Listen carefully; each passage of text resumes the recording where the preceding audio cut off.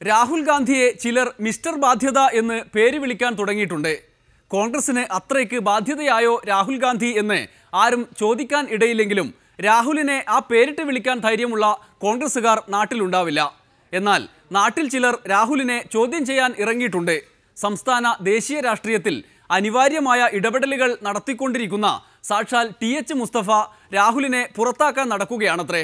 Indian national കോൺഗ്രസിന്റെ ചരിത്രത്തിൽ ഇതം പ്രഥമമായാണ് ഇത്ര ദയനീയമായ ഒരു പരാജയം ഏറ്റുവാങ്ങേണ്ടി വന്നത്.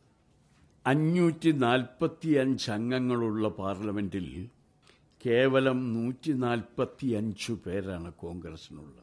അല്ല, കേവലം 44 പേരാണ് കോൺഗ്രസിനുള്ളത്. ഇങ്ങനത്തെ ഒരവസ്ഥ ഒരിക്കലും വന്നിട്ടില്ല. ഈ അവസ്ഥ ഉണ്ടാക്കാൻ ഇടയായ രാഹുൽ ഗാന്ധി സ്ഥാനമൊഴിയണം. അദ്ദേഹം തുടരാൻ പാടില്ല. സ്വയം ഒഴിയില്ലെങ്കിൽ ഒഴിപ്പിക്കണം.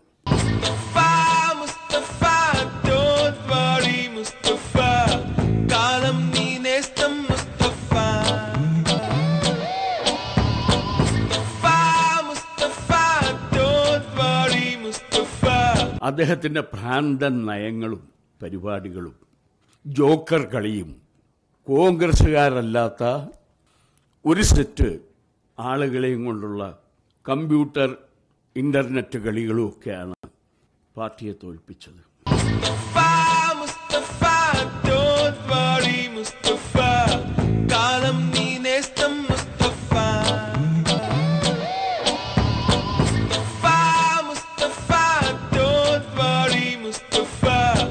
ഇദ്ദേഹമാണോ ഇന്ത്യയുടെ പ്രധാനമന്ത്രിയാകാൻ പോകുന്നത് എന്ന് ജനങ്ങൾക്ക് തോന്നിയപ്പോൾ ആ ഒരു വിരോധാഭാസം ഇന്ത്യയിൽ വരാൻ പാടില്ല എന്ന് ജനങ്ങൾ തീരുമാനിച്ചതാണ്.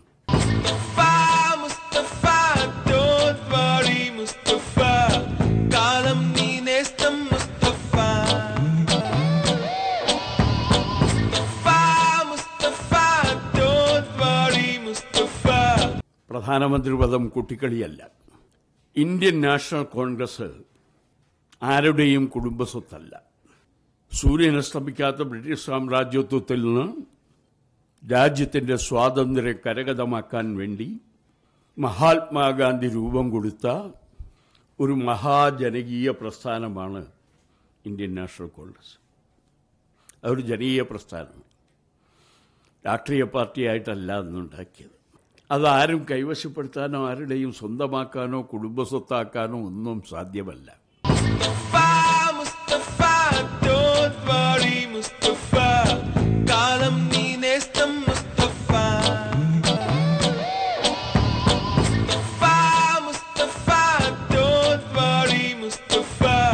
ഈ മറ്റേ രാഹുൽ ഗാന്ധിയെ യൂത്ത് കോൺഗ്രസും NSUവും സേവാദളും ഒക്കെ സംഘടിപ്പിക്കാൻ ഉള്ള AICC സെക്രട്ടറിയാക്കി വിടണം.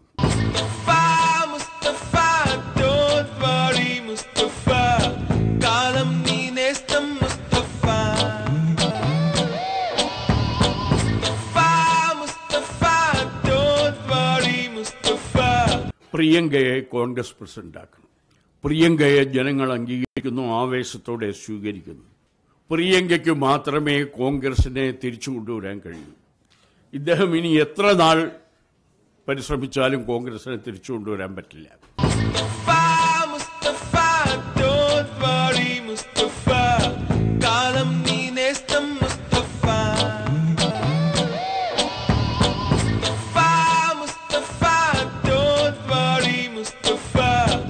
അദ്ദേഹത്തിന്റെ ഭ്രാന്തൻ നയങ്ങളും പരിപാടികളും ജോക്കർ കളിയും കോൺഗ്രസുകാരല്ലാത്ത ഒരു സെറ്റ് ആളുകളെയും കൊണ്ടുള്ള കമ്പ്യൂട്ടർ ഇന്റർനെറ്റ് കളികളും ഒക്കെയാണ് പാർട്ടിയെ തോൽപ്പിച്ചത്.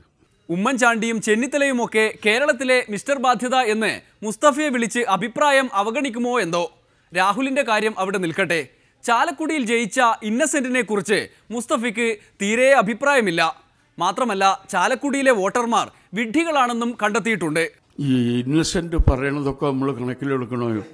അദ്ദേഹം എന്തൊക്കെ തമാശയും വിടുവായത്തരവും പറയും. മാർക്സിസ്റ്റ് കമ്മ്യൂണിസ്റ്റ് പാർട്ടിക്ക് സംഭവിച്ച ഗതികേടല്ലേ അദ്ദേഹത്തെ MP ആക്കിയത്? പിന്നെ ഇല്ലാതെയാ അപമാനമല്ലേ രാഷ്ട്രീയത്തിന്? ഒരു ഹാസ്യ നടൻ 4ാം ക്ലാസ് പാസ്സായ ഒരാള് ഇന്ത്യൻ പാർലമെന്റിലേക്ക് പോയി നമ്മളെ പ്രതികരിച്ചെന്ന് പറഞ്ഞാൽ ഇത്രയും വലിയ നാണക്കേട് വേറെ ഉള്ളൂ.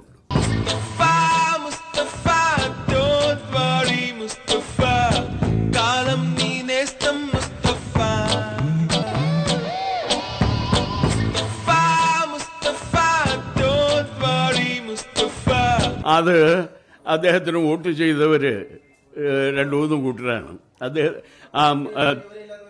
ഒന്ന് മാർക്സിസ്റ്റ് പാർട്ടിയുടെ വോട്ട് ആ നിയോജക മണ്ഡലത്തിൽ കഴിഞ്ഞ തവണത്തേക്കാൾ കൂടുതൽ വർദ്ധിച്ചിട്ടില്ല.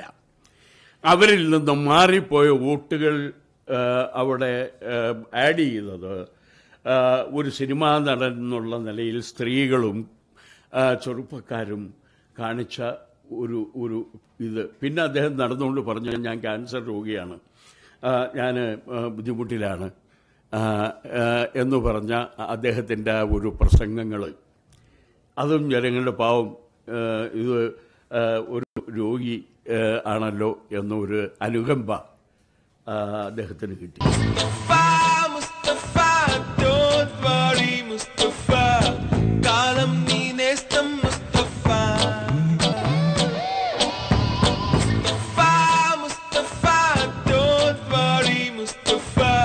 ചാലക്കുടിയിലെ മാത്രമല്ല കേരളത്തിലെ മുഴുവൻ വോട്ടർമാരും ജയിപ്പിക്കാൻ ഇടയുണ്ടായിരുന്ന മുസ്തഫയെ ചാലക്കുടിയിലെങ്കിലും സ്ഥാനാർത്ഥിയാക്കാൻ കോൺഗ്രസുകാർക്ക് തോന്നിയില്ലല്ലോ എന്നാണ് ഇത് കേൾക്കുന്നവരുടെ അതിശയം. മുസ്തഫയെ ഇന്നസെന്റ് കളിയാക്കാതിരിക്കട്ടെ. ഇന്നത്തെ ഡെമോക്രസി പൂർത്തിയാകുന്നു. നാളെ കാണും വരെ നന്ദി, നമസ്കാരം.